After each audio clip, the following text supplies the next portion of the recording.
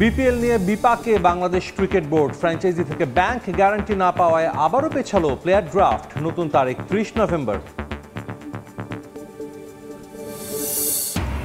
ঠাকুরগাঁওয়ে cricket অবকাঠামো পরিদর্শন করলেন বিসিবি পরিচালক আসিফ আকবর। তৃণমূল পর্যায়ে সকল শিক্ষা প্রতিষ্ঠানের শিক্ষার্থীদের ক্রিকেটে যুক্ত করাই মূল উদ্দেশ্য। আমাদের রিসোর্সেস কিন্তু চারিদিকে আছে, আমাদের বাচ্চারা খেলতে চায়, আমাদের মননশীলতার বিকাশ ঘটবে, তারা কিশোর গ্যাংয়ে জয়েন করবে না, তারা ড্রাগ এডিক্ট হবে না, তারা সমাজ এবং রাষ্ট্রের জন্য গুরুত্বপূর্ণ ভূমিকা পালন করবে। এবং 52 বছরের ইতিহাস ভাঙলেন আশরাফ হাকিমি। দ্বিতীয় ডিফেন্ডার হিসেবে জিতলেন আফ্রিকান প্লেয়ার অফ দ্য ইয়ারের পুরস্কার। সেরা গোলরক্ষক হাকিমি সতীর্থ ইয়াসিন বুনো।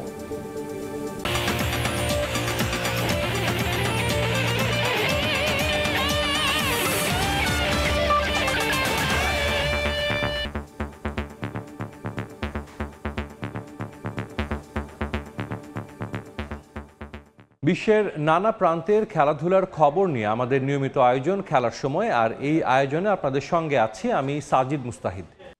শুরুতেই ক্রিকেট প্রসঙ্গ। টেস্ট খেলার সেঞ্চুরির ম্যাচেও ব্যাট হাতেও সেঞ্চুরি করলেন মুশফিকুর রহিম। মাইলফলকের ম্যাচে ক্যারিয়ারের 13তম শতক হাঁকালেন পকেট ডায়নামো। মুমিনুল হকের সঙ্গে দেশের যৌথ সর্বোচ্চ টেস্ট সেঞ্চুরির মালিক এখন মুশি। এ সেঞ্চুরিতে ইতিহাস গড়েছেন তিনি আরও একটা। গর্ডন গ্রিনিজ, জাভেদ মিয়াঁদাদ, ইনজামামুল হক, রিকি পন্টিংয়ের মতো কিংবদন্তিদের পাশে বসেছেন লাল সবুজের মিস্টার ক্রিকেট। বিশ্বের একাদশ ব্যাটার হিসেবে নিজের 100তম টেস্টে সেঞ্চুরি দেখা পেলেন মুশফিকুর রহিম।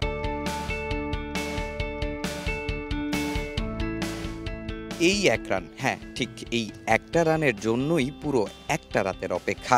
অবশেষে 7 সকালে দিনের সবচেয়ে সেরা মুহূর্ত উপহার দিলেন মিস্টার ডিপেন্ডেবল। ক্যারিয়ারের বিশেষ দিনে মুশফিকের নামের পাশে ম্যাজিক্যাল 3 ফিগার। বাংলাদেশ ক্রিকেটের ইতিহাসেও এ এক বিশেষ অধ্যায়।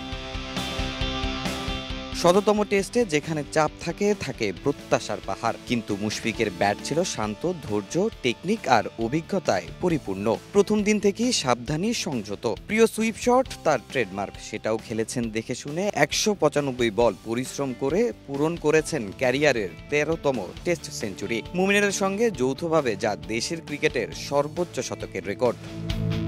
এদিন মুশি গড়লেন নতুন এক ইতিহাসও। বিশ্ব ক্রিকেটে 11তম ব্যাটার হিসেবে নিজের 100তম টেস্টে সেঞ্চুরি করে দেখালেন লিটল মাস্টার। আভিজাত্যের ফরম্যাটে এটি 12তম ঘটনা। বাংলাদেশের ক্রিকেট ইতিহাসে এমন দৃশ্য এবারই প্রথম। তাই তো গ্যালারি থেকে সতীর্থ, ড্রেসিং রুম থেকে প্রতিপক্ষ, সবাই দাঁড়িয়ে সম্মান দিয়েছেন দেশের মিস্টার ক্রিকেটকে। মাঠে থাকা বোর্ড কর্তারাও হাততালি দিয়ে স্বাগত জানিয়েছেন মুশির এই মাইল ফলককে। বিশ্ব ক্রিকেটে এমন কীর্তি খুব কম জনারই আছে। David Warner, Ricky Ponting, Hashim আমলাদের পাশে এবার মুশির নাম। 2021 সালে 100তম টেস্টে ভারতের বিপক্ষে জোরুট খেলেছিলেন ক্যারিয়ারের অন্যতম সেরা 218 রানের ইনিংস। সেটাই এখন পর্যন্ত সর্বোচ্চ। সেই রেকর্ডটা ভাঙারও সামর্থ্য ছিল মুশির। ধীরে ধীরে আগাচ্ছিলেন সেই পথে। লিটনও দিয়েছেন বেশ ভালো সাপোর্ট, কিন্তু ভাগ্য সহায় হয়নি। হামফ্রিসের বাউন্সের সঙ্গে টান, সেটা সামলাতে পারেননি মুশফিক। ব্যাট ছুঁয়ে বল চলে যায় দ্বিতীয় স্লিপে থাকা ফিল্ডার বলবার্নির হাতে। এক হাতে দারুণ ক্যাচ নিয়ে মুশফিককে প্রথম ইনিংসে থামান 106 রানে। তবে মুশফিকের সামনে রেকর্ড গড়ার সুযোগ এখনও আছে। দ্বিতীয় ইনিংসেও এমন কিছু করলে 100 টেস্টে ইতিহাসের দ্বিতীয় ক্রিকেটার হিসেবে 2 ইনিংসে শতক গড়ার কীর্তি গড়বেন তিনি। যে জায়গাটা একজন সঙ্গীর জন্য 2006 থেকে একাকী অপেক্ষায় রিকি পন্টিং। তামিম হোসেন, সময় সংবাদ, ঢাকা। মুশফিকের পর লিটনের সেঞ্চুরিতে মিরপুর টেস্টে বড় স্কোর তুলেছে বাংলাদেশ। ক্যারিয়ারের 5ম শতক তুলে নিয়ে লিটন আউট হয়েছেন 128 রানে। শেষ খবর পর্যন্ত টাইগারদের সংগ্রহ 7 উইকেটে 437 রান। এই মুহূর্তে শেরি বাংলা ক্রিকেট স্টেডিয়ামে আছেন রিপোর্টার তামিম হোসেন। ম্যাচের সবশেষ খবর জানতে সরাসরি যাচ্ছি তার কাছে। উপহার দিয়েছেন মুশফিকুর রহিম। 100তম টেস্টে 100 রান করেছেন তিনি। বিশ্বের 11তম ক্রিকেটার হিসেবে তিনি এই কীর্তি অর্জন করেছেন। এরই মাঝেই কিন্তু আসলে লিটন দাস, যে কিনা আসলে একটু আড়ালেই ছিলেন মুশফিকের আলোর কারণে, সেই লিটন দাসও কিন্তু 1 বছর পর সেঞ্চুরির দেখা পেয়েছেন। লিটনের সামনে সুযোগ ছিল যে ক্যারিয়ারের সর্বোচ্চ যে 141 রানের ইনিংস, যেটা তিনি 2022 সালে করেছিলেন, সেটা টপকানোর, কিন্তু আসলে লিটন সেই জায়গাতে ব্যর্থ হয়েছেন। 128 রানে আসলে তাকে থামতে হয়েছে। এর আগে যদি আমি বলি যে মেহেদী হাসান মিরাজ শুরুটা ভালো করলো। মেহেদী হাসান মিরাজ পরবর্তীতে যে আউটটা হয়েছেন একই ওভারে, তিনি প্রথমে এর আগের ওভারে তিনি এলবিডব্লিউ ছিল, সেখান থেকে তিনি বেঁচে গিয়েছিলেন। এর পরের ওভারে কিন্তু দ্বিতীয় বলে তিনি ক্যাচ উঠিয়েছিলেন, সেটা মিস হয়ে গেছে, কিন্তু পরের বলে তিনি আবারও সেই একই ভুল করলেন, তার হাফ সেঞ্চুরিটা হলো না। কিন্তু আসলে এরপর এখন বাংলাদেশের সামনে বাংলাদেশ যে স্কোরটা দাঁড় করাচ্ছে, এটা আসলে আয়ারল্যান্ডের প্রতিপক্ষ হিসেবে আয়ারল্যান্ডের কাছে এটা অনেক বড়, অনেক বেশি একটা রান। কিন্তু বাংলাদেশ এই টেস্টে বাংলাদেশের কাছে বিশেষ ছিল শুধুমাত্র মুশফিকুর রহিমের জন্য, আর সেই বিশেষ টেস্টে কিন্তু বাংলাদেশ বিশেষ পারফরমেন্সই করেছে। আমরা যদি বলি এর আগে মুশফিক যেভাবে ইনিংস খেলেছেন, মুশফিক এক প্রকার মাটি কামড়ে উইকেটে টিকেছিলেন, লিটন কিন্তু তাকে বেশ ভালো সাপোর্ট দিয়েছে। এরপর কিন্তু বাংলাদেশের রানটা ঘুরে দাঁড়িয়েছে। মেহেদী হাসান মিরাজের সামনে সুযোগ ছিল ইনিংসটা লম্বা করার, কিন্তু মেহেদী হাসান মিরাজ সেটা পারেননি। মেহেদী হাসান মিরাজও কিন্তু লিটন বা মুশফিকের মতো একটা ইনিংস খেলতে পারতেন, কিন্তু মিরাজ সে জায়গাতে ব্যর্থ হয়েছেন। এরপর এখন তাইজুল ইসলাম আছেন, তাদের কাছেই আসলে প্রত্যাশার জায়গাটা থাকবে যে আসলে রানটা কতটা বাড়ানো যায়। আর দ্বিতীয় দিনের খেলা চলছে, দ্বিতীয় দিনে বাংলাদেশ যে রানটা এখন পর্যন্ত দাঁড় করিয়েছে সেটা পাহাড় সময় বলা যায়, বিশেষ করে এই মিরপুরের উইকেটে, কারণ আমরা জানি যে এই মিরপুরের উইকেটে স্পিনারদের বেশি সুবিধা থাকে। তবে আয়ারল্যান্ডের স্পিনাররা খুব একটা সুবিধা করতে পারেনি বাংলাদেশের ব্যাটারদের সামনে। তবে বাংলাদেশের যারা বোলার রয়েছেন তারা কিন্তু আসলে এই উইকেট সম্পর্কে তাদের সব কিছুই জানা আছে, এবং এই উইকেটের আচরণ কেমন হতে পারে এটাও কিন্তু তারা জানেন। সেক্ষেত্রে আয়ারল্যান্ডের ব্যাটসম্যান যারা আছেন তাদের জন্য কিন্তু অনেক কঠিন হয়ে যাবে। বা পল স্টার্লিং তাদের অভিজ্ঞ ব্যাটার, সে এখানে অনেক দিন খেলেছেন। পল স্টার্লিংয়ের বিষয়টা বাংলাদেশের মাথায় রাখতে হবে। বাংলাদেশের সামনে এখন সুযোগ আছে, এবং এই টেস্টে যদি বাংলাদেশ জিতে যায় তাহলে ঘরের মাঠে প্রায় 7 বছর পর কোনো প্রতিপক্ষকে কিন্তু বাংলাদেশ হোয়াইট ওয়াশ করবে। তো মিরপুর থেকে বাংলাদেশ এবং আয়ারল্যান্ডের দ্বিতীয় টেস্ট নিয়ে এই ছিল আমার কাছে সর্বশেষ তথ্য। আমাদের সঙ্গে মিরপুর থেকে যুক্ত হয়েছিলেন রিপোর্টার তামিম হোসেন, জানাচ্ছিলেন বাংলাদেশ আয়ারল্যান্ড টেস্টের সবশেষ খবর। Bangladesh premier league cricket BPL প্রসঙ্গ। বিপিএল নিয়ে বিপাকে পড়েছে ক্রিকেট বোর্ড। দ্বিতীয় দফায় টুর্নামেন্টের প্লেয়ার ড্রাফট পিছিয়েছে বিপিএল গভর্নিং কাউন্সিল।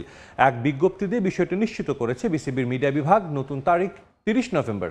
সংবাদ বিজ্ঞপ্তিতে ফ্র্যাঞ্চাইজিগুলোকে দল গোছাতে আরও সময় দেয় এবং টুর্নামেন্ট আয়োজনে সব কাজ সুন্দরভাবে শেষ করার জন্য ড্রাফটের সময়সীমা বাড়ানোর কথা বলেছে বিসিবি। কিন্তু বোর্ড সূত্র জানাচ্ছে ঝামেলা অন্য জায়গায়। ফ্র্যাঞ্চাইজি নিশ্চিতের দিনই 5 কর্মদিবসের মধ্যে দলগুলোকে 10 কোটি টাকা ব্যাংক গ্যারান্টি দিতে বলেছিল গভর্নিং কাউন্সিল। আর প্লেয়ার ড্রাফটের তারিখ নির্ধারণ করা হয়েছিল 17 নভেম্বর, কিন্তু শেষ সময়ের মধ্যে টাকা দিতে পারেনি কেউই। বাধ্য হয়ে সে সময়সীমা বাড়ায় বিসিবি, সঙ্গে পেছানো হয় ড্রাফটের তারিখ। 23 নভেম্বর হওয়ার কথা ছিল বিপিএল এর প্লেয়ার ড্রাফট। ব্যাংক গ্যারান্টি না দিলে কোনো ফ্র্যাঞ্চাইজিকে ড্রাফটে বসতে দেওয়া হবে না বলে হুঁশিয়ারি দেন গভর্নিং কাউন্সিলের সদস্যরা। কিন্তু এ দফাতেও টাকা দিতে ব্যর্থ হয়েছে বেশ কটি ফ্র্যাঞ্চাইজি, তাই আবারও পেছালো ড্রাফটের তারিখ। নতুন তারিখ নির্ধারণ করা হয়েছে 30 নভেম্বর বিকেল 3টায়। এই যাত্রাতেও টাকা না দিলে বিপিএল আয়োজন নিয়ে বিপদে পড়ে যাবে বিসিবি। ক্রিকেট বিকেন্দ্রীকরণের অংশ হিসেবে জেলায় জেলায় মাঠ ও অবকাঠামো পরিদর্শন করছেন বিসিবি পরিচালকরা। সে ধারাবাহিকতায় এবার ঠাকুরগাঁওয়ে বিসিবির বয়সভিত্তিক ক্রিকেট কমিটির চেয়ারম্যান আসিফ আকবর সকালে জেলা শহরের শহীদ মোহাম্মদ আলী স্টেডিয়াম পরিদর্শন করেন। তিনি জানান, ক্রিকেটকে ঢাকার বাইরে ছড়িয়ে দিতে তৃণমূল পর্যায়ে সকল শিক্ষা প্রতিষ্ঠানের শিক্ষার্থীদের ক্রিকেটে যুক্ত করাই এ সফরের মূল উদ্দেশ্য। ক্রিকেটের বিকেন্দ্রীকরণ। আমিনুল ইসলাম বুলবুলের ক্রিকেট বোর্ডের প্রধান এজেন্ডা। প্রথম দফায় দায়িত্ব নিয়ে নিজেই ঘুরে বেরিয়েছেন বিভাগ থেকে জেলা, দেখেছেন সমস্যা, কথা বলেছেন স্থানীয় সংগঠক এবং ক্রিকেটারদের সঙ্গে। নতুন দফায় দায়িত্ব নিয়ে এবার এই দায়িত্ব তুলে দিয়েছেন পরিচালকদের। আসিফ আকবর বোর্ডের বয়সভিত্তিক ক্রিকেট কমিটির চেয়ারম্যান, দায়িত্ব নিয়েই ছুটে বেড়াচ্ছেন দেশের এক কোণা থেকে আরেক কোণায়। বান্দরবন নীলফামারী হয়ে এবার তার গন্তব্য ঠাকুরগাঁও। সকাল সকাল জেলার শহীদ মোহাম্মদ আলী স্টেডিয়াম পরিদর্শন করেন তিনি। স্থানীয়দের সঙ্গে কথা বলে বুঝে নেন তার সুবিধা অসুবিধাগুলো।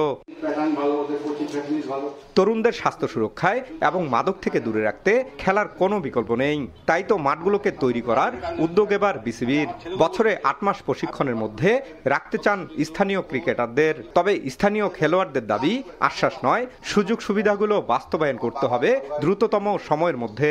এই ধরনের আশ্বাস আমরা প্রতিনিয়তই পেয়ে থাকি, কিন্তু এগুলোর বাস্তবায়ন দেখি না। আর বিশেষ করে বক্তব্যের ক্ষেত্রে আমরা বিভিন্ন ধরনের বক্তব্য প্রদান করার পরে আসলে আমাদের তো সেই লেভেলের কোনো খোঁজ খবর থাকে না। সব থেকে বড় সমস্যা হচ্ছে আমাদের ক্রিকেট ফ্যাসিলিটিস।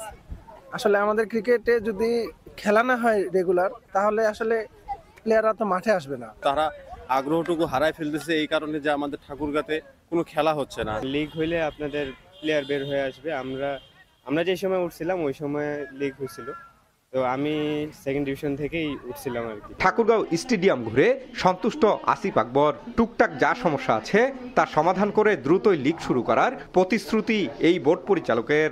রেগুলার স্কুলগুলির সাথে মাদ্রাসা ক্রিকেট এবং ইংলিশ মিডিয়াম স্কুলগুলোকে আমরা ইনভলভ করে আমাদের সমস্ত বাচ্চারা যারা পড়াশোনার মধ্যে আছে তাদেরকে ক্রিকেট সহ অন্যান্য খেলায় ইনভলভ করার জন্য তৃণমূল পর্যায়ে যা যা ক্যাম্পেইন করা দরকার, যা যা ফ্যাসিলিটিস দেওয়া দরকার, যা যা লজিস্টিক সাপোর্ট দেওয়া দরকার, যে যে ডেভেলপমেন্টের প্ল্যানিং করা দরকার, এবং টুর্নামেন্ট কমিটি যিনি আমরা লাকিলি দুজনে ছিলেন ডিভিশন থেকে আসছে টুর্নামেন্ট কমিটি, সুতরাং আমাদের হাতে অনেক পাওয়ার আছে, আপনারা চাইলে আমাদের ইউজ করতে পারেন। পর্যাপ্ত সুযোগ সুবিধা পেলে ঠাকুরগাঁও থেকে ভালো মানের ক্রিকেটার তৈরি করা সম্ভব বলে মনে করেন স্থানীয় ক্রীড়া সংগঠকরা। জিয়াউর রহমান বকুল, সময় সংবাদ, ঠাকুরগাঁও। ভারতের বিপক্ষে অবিশ্বাস্য এক বাংলাদেশ দলকে দেখেছেন সাবেক অধিনায়ক আমিনুল হক। লাল সবুজদের এমন আমূল পরিবর্তনের পেছনে হামজা চৌধুরীর অবদান দেখছেন তিনি। দেশের ফুটবলের এই গণজোয়ার থেমে না যায় সেজন্য বাফুফেকে নিয়মিত ফিফা ফ্রেন্ডলি ম্যাচ আয়োজন করার পরামর্শ দিয়েছেন সাবেক সাফ জয়ী গোলরক্ষক। ভারতের বিপক্ষে ফুটবলে বাংলাদেশের জয়টা ছিল অধরা। সবশেষ 2003 সালে সাফ চ্যাম্পিয়নশিপের সেমিফাইনালে ব্লু টাইগারদের হারিয়েছিল লাল সবুজরা। এরপর অপেক্ষা করতে হয়েছে 22 বছর। লম্বা এই সময়টাতে বেশ কয়েকটি ম্যাচ খেললেও জয়ের দেখা পায়নি বাংলাদেশ। অবশেষে ভারতের বিপক্ষে জয় না পাওয়ার গেরো খুলল হামজা সমিত মুরসালিনরা। এশিয়ান কাপ বাছাইয়ে ঘরের মাটিতে ভারতকে হারিয়ে প্রথম জয়ের দেখা পেল লাল সবুজ। আর এই ম্যাচে অবিশ্বাস্য এক বাংলাদেশ দলকে দেখেছেন 2003 সালে ভারতকে হারানো দলের সদস্য ও সাবেক অধিনায়ক আমিনুল হক। আমরা যখন খেলেছি দেখা গেছে যে আমরা পুরো ম্যাচ খেলতাম, বাট আমরা স্কোরিং অ্যাবিলিটির অভাবে আমরা হয়তো বা ম্যাচ ভালোভাবে জিতে ফিরতে পারতাম না। বাংলাদেশ ফুটবল টিমকে নতুনভাবে আবিষ্কার করেছি। দীর্ঘদিন পরে ভারতকে নিজেদের মাটিতে হারানোর ভালো লাগাটাই আসলে অন্যরকম। বাংলাদেশ দলের এমন পরিবর্তনের পেছনে হামজা চৌধুরীর অবদান দেখছেন সাফ জয়ী গোলরক্ষক আমিনুল। আক্রমণ ভাগে মোরসালিন ও রাকিবদের পারফরমেন্স মুগ্ধ করেছে তাকে। মোরসালিনের যে আগমন এটি বাংলাদেশকে আরো অনেক দূর এগিয়ে নিয়ে যাবে বলে বিশ্বাস করি। গোল পোস্টে সামনে এসে গোলকিপিংয়ের দায়িত্ব পালন করছেন। সামটাইমস আমরা দেখছি যে ডিফেন্সকে সে হেল্প করছে, সামটাইমস সে মিডফিল্ডে থেকে সে স্ট্রাইকিং জোনে গিয়ে স্ট্রাইকারদেরকে সহযোগিতা করছে। সো বাংলাদেশের ফুটবলে বা বাংলাদেশের খেলার মাঠে যেখানেই আসলে ফুটবলটা থাকে সেখানেই হামজা চৌধুরীর। 2026 সালের মার্চ পর্যন্ত আর কোনো আন্তর্জাতিক খেলা নেই বাংলাদেশ ফুটবল দলের। এই সময়টাতে ফুটবলের জোয়ার যেন থেমে না যায় সেজন্য নিয়মিত ফ্রেন্ডলি ম্যাচ আয়োজন করার জন্য বাফুফেকে আহ্বান জানিয়েছেন আমিনুল হক। আমি বাফুফের কাছে আহ্বান করব যে আপনারা ঘরোয়াভাবে হোক বা আন্তর্জাতিকভাবেই হোক আপনাদের কিছু প্রীতি ম্যাচ, কিছু প্রীতি ফুটবল টুর্নামেন্টের মাধ্যমে যদি আমাদের খেলোয়াড়দের ভিতরে আন্তর্জাতিক ম্যাচের যে চর্চাটা সেটা যদি আমরা রাখতে পারি, সেটা আমাদের জন্য একটি ভালো একটি দিক বয়ে আনবে। দেশের ফুটবল উন্মাদনা ধরে রাখতে ঘরোয়া ফুটবল ও বাংলাদেশ ফুটবল লিগকে আরও উন্নত করার পরামর্শ দিয়েছেন আমিনুল হক। ফাহিম ইসলাম, সময় সংবাদ, ঢাকা। আফ্রিকান ফুটবলের 52 বছরের ইতিহাস ভাঙলেন আশরাফ হাকিমি। দ্বিতীয় ডিফেন্ডার হিসেবে জিতলেন আফ্রিকান প্লেয়ার অব দ্য ইয়ারের পুরস্কার। মরক্কোর রাজধানী রাবাতে এক জাঁকজমকপূর্ণ অনুষ্ঠানে ঘোষণা করা হয় আফ্রিকান বর্ষসেরা ফুটবলার সংশ্লিষ্টদের নাম, যেখানে মোহাম্মদ সালাহ এবং ভিক্টর ওসিমেনকে পেছনে ফেলেন হাকিমি। বর্ষসেরা গোলরক্ষক হয়েছেন হাকিমির জাতীয় দল সতীর্থ ইয়াসিন বুনো এবং নারী গোলরক্ষকের পুরস্কার গেছে মরক্কান গিজলাম চেব্বাকের দখলে। মরক্কোর রাবাত, আতশবাজি আর গ্ল্যামারের ঝলকানি চারদিকে। অস্কার কিংবা গ্র্যামি অ্যাওয়ার্ড নয়, ক্যামেরার ফ্ল্যাশগুলোর অপেক্ষা এক ঝাঁক ফুটবলারের জন্য। আফ্রিকান বর্ষসেরা ফুটবলারদের সম্মানিত করতে আয়োজন কনফেডারেশন অফ আফ্রিকান ফুটবলের, যাকে ভালোবেসে সবাই ডাকে আফ্রিকান ফুটবলের ব্যালন ডিওর। অনুষ্ঠানের সব স্পটলাইট অবশ্য ছিল একজনকে ঘিরেই। ঘোষণার আগেই যা জানা হয়ে গিয়েছিল কার হাতে উঠতে যাচ্ছে প্লেয়ার অফ দ্য ইয়ারের ট্রফি, আশরাফ হাকিমি। মরক্কোকে বিশ্বকাপে ওঠানো আর পিএসজিকে চ্যাম্পিয়ন্স লিগ জেতানোর বছরে তাকে পেছনে ফেলা যে সম্ভব হবে না সেটা হয়তো জানতেন মোহাম্মদ সালাহ এবং ভিক্টর ওসিমেনও। অবশেষে অনুষ্ঠানের শেষ দিকে এলো সেই মাহেন্দ্রক্ষণ। জিয়ান্নি ইনফান্তিনোকে নিয়ে সিএফ প্রেসিডেন্ট জানালেন সেই নাম, আশরাফ হাকিমি। ভেঙে গেল 52 বছরের আফ্রিকান রেকর্ড। 1973 সালে কঙ্গোর রক্ষণভাগের ফুটবলার বুয়াঙ্গা চিমেনের পর দ্বিতীয় ডিফেন্ডার হিসেবে এই সম্মাননা জিতলেন হাকিমি। পেছনে ফেললেন সালাহ এবং ওসিমেনকে। শুধু তাই নয়, 1998 সালে মুস্তফা হাজির পর দ্বিতীয় মরক্কান হিসেবে এই পুরস্কার পেলেন আশরাফ হাকিমি। 2024-25 মৌসুমে প্যারিস সেন্ট জার্মেইকে ট্রেবল জয়ে বড় অবদান ছিল এই মরক্কান ডিফেন্ডারের। সবশেষ মৌসুমে 48 ম্যাচে 9 গোলের পাশাপাশি 12টা অ্যাসিস্ট আছে হাকিমির নামের পাশে। চ্যাম্পিয়ন্স লিগ ফাইনালে ইন্টার মিলানের বিপক্ষে প্রথম গোলটাও করেছিলেন তিনি। সবশেষ ব্যালন ডিওরের সংক্ষিপ্ত তালিকাতেও ছিল হাকিমির নাম। ট্রফি জিতে আনন্দে উদ্বেলিত হয়ে পড়েন এই ডিফেন্ডার। ট্রফিটা আফ্রিকান শিশু কিশোর যারা ফুটবলার হওয়ার স্বপ্ন দেখেন তাদের প্রতি উৎসর্গ করেছেন আশরাফ হাকিমি। পুরস্কারের রাতে আরো 2টো ট্রফি উঠেছে মরক্কানদের হাতে। বর্ষসেরা গোলরক্ষক হয়েছেন হাকিমির জাতীয় দল সতীর্থ বুনো ইয়াসিন, আর নারীদের বর্ষসেরা গোলরক্ষক গিজলান চেব্বাক। আফ্রিকার বর্ষসেরা কোচ হয়েছেন কেপা ভার্দের বুবিস্তা। মাত্র 5,25,000 মানুষের এই দেশটিকে প্রথমবারের মতো বিশ্বকাপে উঠিয়েছেন তিনি। নিয়ন মুহাইমিন, সময় সংবাদ। 2.5 বছরের বেশি সময় পর আবারও ক্যাম্প ন্যুতে ফিরতে যাচ্ছে বার্সেলোনা। আগামী 22 নভেম্বর লা লিগায় অ্যাথলেটিক বিলবাওয়ের বিপক্ষে ম্যাচ দিয়ে ঘরের মাঠে ফিরছে দলটা। সংস্কার কাজ বাকি থাকলেও 45,000 দর্শকের সামনে ম্যাচটি খেলবে বার্সা। আনুষ্ঠানিক বিবৃতি দিয়ে বিষয়টি নিশ্চিত করেছে ক্লাব কর্তৃপক্ষ। আগামী সপ্তাহে চ্যাম্পিয়ন্স লিগে ফ্র্যাঙ্কফুর্টের বিপক্ষে হোম ম্যাচটি ক্যাম্প ন্যুতে আয়োজন করতে চায় কাতালানরা। অপেক্ষার পালা শেষ হতে যাচ্ছে স্প্যানিশ জায়ান্ট বার্সেলোনার। দীর্ঘ 2.5 বছরের বেশি সময় প্রিয় ক্যাম্প ন্যুর বাইরে ছিল কাতালানরা। উদ্দেশ্য একটা, নতুন রূপে নতুনভাবে ক্যাম্প ন্যুতে মাঠে নামা। সংস্কারের জন্য লম্বা সময় ঘরের মাঠের বাইরেই খেলতে হয় বার্সার। এবার অপেক্ষার অবসান হতে যাচ্ছে ব্লগরানাদের। 2 বছর 6 মাসের বিরতি, এর মাঝে বদলেছে ক্যাম্প ন্যুয়ের অনেক কিছু। গ্যালারি, ড্রেসিং রুম, মাঠ থেকে শুরু করে ভবন নতুনভাবে সাজানো হচ্ছে ঐতিহাসিক ক্যাম্প ন্যু। সংস্কার কাজ পুরোপুরি শেষ না হলেও কয়েকদিন আগেই সেখানে অনুশীলন করেছে বার্সা। রেনোভেশন কাজ বাকি থাকলেও এবার ঘরের মাঠে ফেরার অপেক্ষা শেষ হতে চলেছে দলটার। আগামী 22 নভেম্বর অ্যাথলেটিকো বিলবাওয়ের বিপক্ষে লা লিগার ম্যাচটি বার্সার নিজের মাঠ ক্যাম্প ন্যুতে আয়োজন করবে ক্লাব কর্তৃপক্ষ। সংস্কার কাজ বাকি থাকায় এখনো পুরো স্টেডিয়াম ভর্তি দর্শক সেখানে বসে খেলা উপভোগ করতে পারবেন না। রেনোভেশন শেষে নতুনভাবে সাজানো ক্যাম্প ন্যুর দর্শক ধারণ ক্ষমতা হবে 1,05,000। তবে এখন 45,401 জন দর্শক একসঙ্গে বসে ক্যাম্প ন্যুতে খেলা উপভোগ করতে পারবে বলে জানায় ক্লাব কর্তৃপক্ষ। আনুষ্ঠানিক এক বিবৃতিতে বার্সা জানায়, লা লিগার 13তম ম্যাচ ডেতে অ্যাথলেটিক বিলবাওয়ের বিপক্ষে 22 নভেম্বর একটি ম্যাচ অনুষ্ঠিত হওয়ার কথা রয়েছে। ম্যাচটির ভেন্যু পরিবর্তন করা হয়েছে। বার্সা বনাম অ্যাথলেটিকো বিলবাওয়ের ম্যাচটি স্পটিফাই ক্যাম্প ন্যুতে অনুষ্ঠিত হবে। শুধু লা লিগার ম্যাচই নয়, বার্সার চোখ এবার চ্যাম্পিয়ন্স লিগের দিকেও। অলিম্পিক লুইস স্টেডিয়ামের পরিবর্তে আগামী সপ্তাহে ইউসিএল এর ম্যাচ অর্থাৎ আইনট্রাক্ট ফ্র্যাঙ্কফুর্টের বিপক্ষে হোম ম্যাচটি ক্যাম্প ন্যুতে আয়োজন করতে চায় কাতালানরা।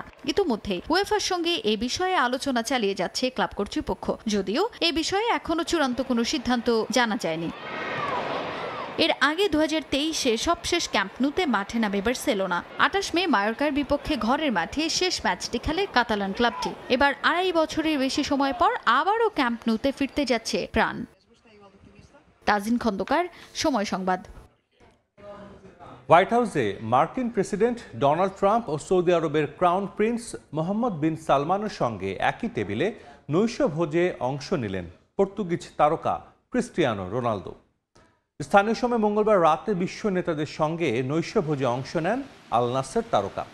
সৌদি আরবের ক্রাউন প্রিন্স মোহাম্মদ বিন সালমানের সঙ্গে রাষ্ট্রীয় সফরে যুক্তরাষ্ট্র গেছেন CR7।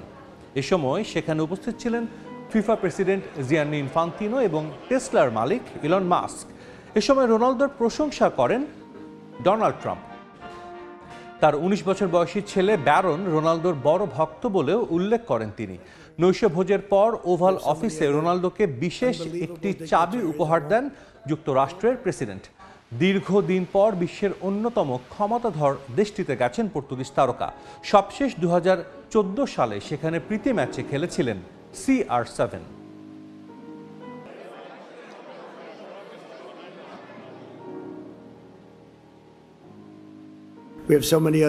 আমাদের এখানে অনেক সম্মানিত ব্যক্তি আছেন। আমি বেশি কথা বলতে চাই না। এই মুহূর্তে এখানে বিশ্বের বড় নেতা, ব্যবসায়ী, খেলাধুলার গুরুত্বপূর্ণ ব্যক্তিবর্গ আছেন। আমার ছেলে ক্রিস্টিয়ানো রোনালদোর একজন বড় ভক্ত। রোনালদোর সঙ্গে ব্যারন দেখা করতে পেরেছে এবং আমার মনে হয় সে এখন তার বাবাকে আরো একটু বেশি সম্মান করবে, শুধু এই কারণে যে আমি তাকে পরিচয় করিয়ে দিয়েছি। তাই আমি এখানে আসার জন্য রোনালদোকে ধন্যবাদ জানাতে চাই। এটা সত্যি অনেক সম্মানের।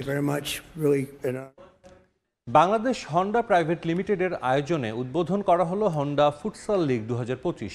রাজধানীর শেরি বাংলা নগরে বাংলাদেশ চায়না ফ্রেন্ডশিপ কনফারেন্স সেন্টারে এর উদ্বোধন করা হয়। অনুষ্ঠানের প্রধান অতিথি হিসেবে উপস্থিত ছিলেন বাংলাদেশ জাতীয় ফুটবল দলের অধিনায়ক জামাল ভুঁইয়া। বিশেষ মুহূর্ত হিসেবে মোটো হোন্ডা দ্য অ্যামাজনিয়ার লিমিটেডের পক্ষ থেকে নেইমার জুনিয়র স্বাক্ষরিত ব্রাজিলের জার্সি তুলে দেওয়া হয় জামাল ভুঁইয়ার হাতে। বাংলাদেশ হন্ডা প্রাইভেট লিমিটেডের ব্যবস্থাপনা পরিচালক ও সিইও সুসুমু মরিসাওয়া ও chief marketing officer Shah Mohammad Ashikur Rahman এই স্মারক তুলে দেন। এছাড়া অনুষ্ঠানের অন্যতম আকর্ষণ ছিল লিগে অংশ নেয়া 32 দলের লোগো উন্মোচন।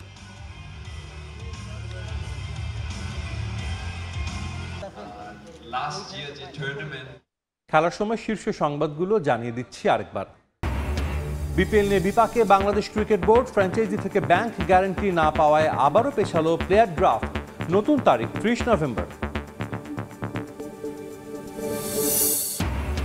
এবং ঠাকুরগাঁওয়ে ক্রিকেট অবকাঠামো পরিদর্শন করলেন বিসিবি পরিচালক আসিফ আকবর। তৃণমূল পর্যায়ে সকল শিক্ষা প্রতিষ্ঠানের শিক্ষার্থীদের ক্রিকেটে যুক্ত করাই মূল উদ্দেশ্য। আমাদের রিসোর্সেস কিন্তু চারিদিকে আছে। আমাদের বাচ্চারা খেলতে চায়, আমাদের মননশীলতার বিকাশ ঘটবে, তারা কিশোর গ্যাংয়ে জয়েন করবে না, তারা ড্রাগ এডিক্ট হবে না, তারা সমাজ এবং রাষ্ট্রের জন্য গুরুত্বপূর্ণ ভূমিকা পালন করবে। এই ছিল খেলার সময়। এরপর দুপুরের সময় সঙ্গে থাকবেন তাজুল আব্দুল্লাহ। ধন্যবাদ। দুপুরের সময় নিয়ে আসছে কিছুক্ষণ পরে, সঙ্গে থাকুন সময়ের।